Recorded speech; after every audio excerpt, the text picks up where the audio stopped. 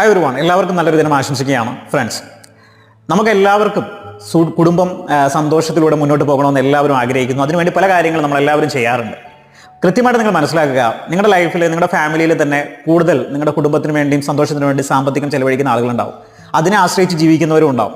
തീർച്ചയായും നിങ്ങൾ മനസ്സിലാക്കണം, നമ്മുടെ ലൈഫിൽ നമുക്ക് വലിയ നേട്ടങ്ങൾ ഉണ്ടാകണമെങ്കിൽ, നമുക്ക് പലതും നേടിയെടുക്കണമെങ്കിൽ ഈ പറയപ്പെടുന്ന ആളുകളെ വെച്ച് നമ്മൾ പ്ലാൻ ചെയ്യാതിരിക്കുക.